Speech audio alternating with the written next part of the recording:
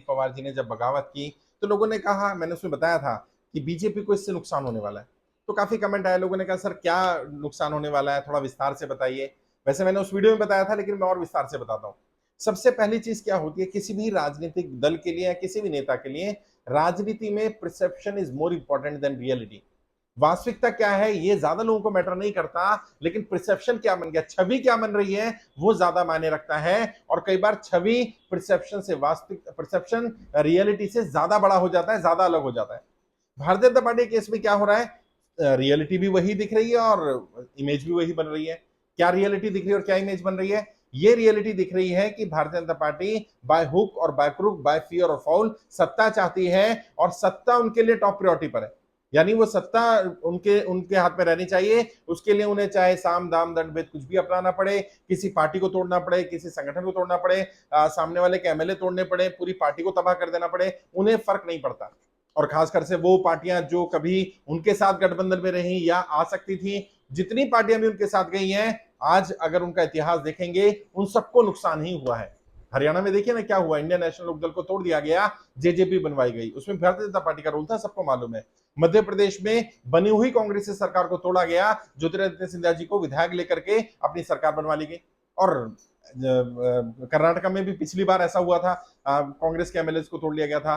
गोवा में तो पूरी कांग्रेस पार्टी को तोड़ लिया गया। बिहार में ऐसा ही हुआ। बिहार में चिराग पासवान जी की पार्टी के सभी सांसदों को तोड़ करके अलग पार्टी बनवा दी गई, उनकी पार्टी भी छिन भिन हो गई।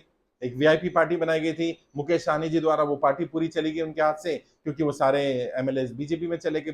तो अक्सर ऐसा देखने में आ रहा है पिछले काफी समय से कि बीजेपी वो मेन पार्टी है जिसमें लोग दूसरी पार्टियां छोड़ करके जा रहे हैं, और जो भी जा रहा है वो क्या कह रहे हैं, हम नरेंद्र मोदी जी से प्रभावित हो रहे हैं, हम अमित शाह जी से प्रभावित हो रहे हैं, हम बीजेपी की आइडियोलॉजी से प्रभावित हो रहे हैं।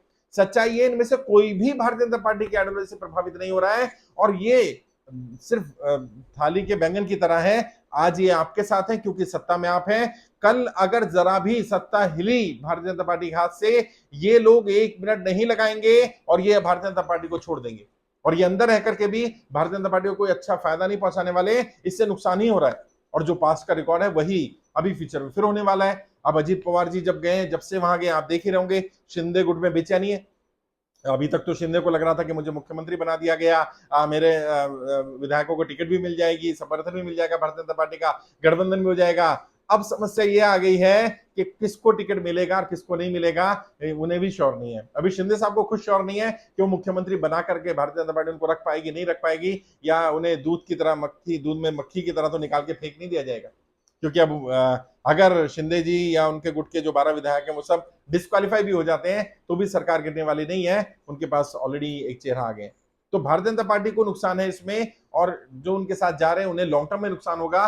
भारतीय जनता पार्टी की छवि को नुकसान जो पहुंच रहा है, जो डेंट पहुंच रहा है, वो कार्यकर्ताओं को, जनता को ये बता पाना कि ऐसा क्यों कर रही है पार्टी या बड़े नेता, ये बड़ा मुश्किल हो रहा है।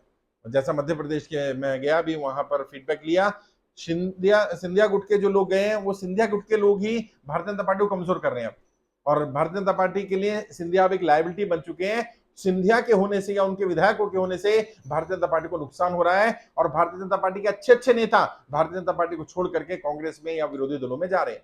ये काम महाराष्ट्र में होना शुरू हो जाएगा, क्योंकि वो कार्यकर्ता जो सीट से मेहनत कर रहा था, जहां से एनसीपी के लोग जीत करके आए, जहां से शिवसेना के शिंदे साहब के गुट के लोग जीत करके आए, वहां भारतीय जनता पार्टी का कार्यकर्ता अपने आप को ठगा महसूस कर रहा है कि मैं 2 बार 3 बार से मेहनत कर रहा था, इस उम्मीद से कि अगली बार पार्टी मुझे टिकट देगी और मैं जीत जाऊंगा, लेकिन अब पार्टी का तो गठबंधन हो गया, कार्यकर्ता से पूछा नहीं गया। और लॉन्ग टर्म में भारतीय जनता पार्टी को भी नुकसान होगा, लेकिन शॉर्ट टर्म में भी नुकसान ही होगा। एक सत्ता पा लेना केवल काफी नहीं होता है, परसेप्शन क्या जा रहा है वो ज्यादा मायने रखता है। लॉन्ग टर्म में भी और शॉर्ट टर्म में भी जनता के मन में परसेप्शन ये जा रहा है कि भारतीय जनता पार्टी जो नैतिकता की बात करती थी, जो चाल चरित्र और चेहरे की बात करती थी, वो सिर्फ बातें थी, उनमें कोई वास्तविकता नहीं थी। आज भारतीय जनता पार्टी के लिए सत्ता सबसे बड़ी प्रायोरिटी हो गई है, सबसे इंपॉर्टेंट सत्ता हो गई है, और सत्ता पाने के लिए उन्हें कुछ भी करना पड़ेगा, वो किसी चीज से गुरेज नहीं करेंगे। करप्शन कोई मुद्दा नहीं है। अजीत पवार जी के ऊपर, छगन भुजबल जी के ऊपर जो केस चल रहे थे, वो सारे केस समाप्त हो जाएंगे, तो जनता सब देख रही है। और जो लोग ये सोचते हैं कि अब जनता को मूर्ख बना देंगे, जो भी पार्टी के नेता हो, जनता को मूर्ख नहीं बनाया जा सकता। कांग्रेस ने क्या किया था, कांग्रेस के गलतियां देखिए ना, कांग्रेस ने वो सारी गलतियां की और गलतियां करते करते कांग्रेस कहां पहुंच गई। वो पार्टी जो 400 से ज्यादा सांसद रखती थी, वो पार्टी 44 सांसदों पर पहुंच गई थी। इतना बुरा हश्र हुआ और आज भी अपने एग्जिस्टेंस के लिए स्ट्रगल कर रही है कांग्रेस पार्टी। भारतीय जनता पार्टी का भी इस संघर्ष अगर देखेंगे तो उन्होंने जिस तरह से संघर्ष किया, आदर्शों पर चलकर, नीतियों पर चलकर। अटल बिहारी वाजपेयी जी ने एक सांसद खरीद सकते थे, उनके पास पैसा भी था, सत्ता भी थी, लेकिन उन्होंने वो एक सांसद खरीदना गवारा नहीं समझा। उन्होंने अपनी सरकार गिराना गवारा समझा कि नहीं, मैं अपने उसूलों से समझौता नहीं करूंगा। तो एक वो भारतीय जनता पार्टी थी जो अटल बिहारी वाजपेयी जी के समय में भारतीय जनता पार्टी थी, और एक वर्तमान नरेंद्र मोदी जी और अमित शाह जी के समय में भारतीय जनता पार्टी है। भारतीय जनता पार्टी नैतिकता के आधार पर बहुत ज्यादा नीचे गिर गई है और नैतिकता नाम की अब कोई चीज नहीं रह गई है। कई लोग भारतीय जनता पार्टी कार्यकर्ता यहां भी आकर बोलते हैं कांग्रेस भी तो यही करती थी। अरे भाई, कांग्रेस यही करती थी, इसलिए ही तो कांग्रेस को वहां पहुंचा दिया 400 से 44 पर। भारतीय जनता पार्टी भी वही सब करेगी तो 303 से ये भी 33 पर पहुंच जाएंगे, ऐसा ही होगा।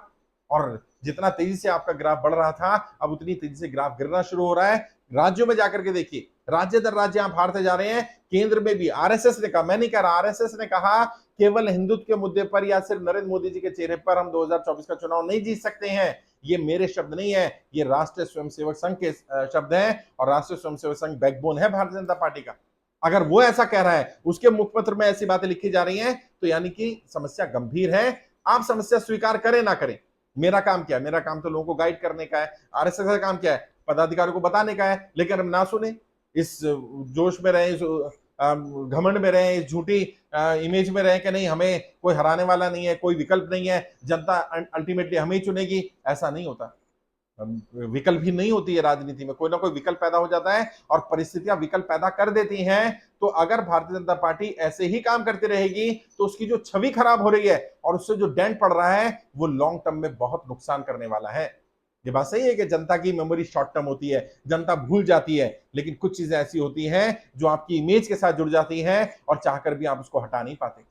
आज भारतीय जनता पार्टी के साथ ये जुड़ चुका कि गिरी बनी हुई सरकार को भी भारतीय जनता पार्टी गिरा सकती है, एमएलए की खरीद फरोख्त कर सकती है। अगर खरीद फरोख्त नहीं कर पाएगी, पार्टी को तोड़ सकती है। और हम सबको पता है उसमें पैसा, धन बल, बाहुबल, सीबीआई, ईडी, इनकम टैक्स, सब चीज चलती है, और वो किसी चीज से गुरेज नहीं कर रहे। ईडी की रेड पड़ जाती है, जैसे ही वो विधायक या सांसद भारतीय जनता पार्टी का समर्थन कर देता है, वो ईडी के केस बंद हो जाते हैं। तो जनता ये सब देख रही है, और इसमें लॉन्ग टर्म में भी और शॉर्ट टर्म में भी भारतीय जनता पार्टी को नुकसान हो रहा है। एक राज्य की सत्ता पा लेना, केवल यही उद्देश्य है तो आपने सत्ता मिल जाएगी, सत्ता में बने रहेंगे।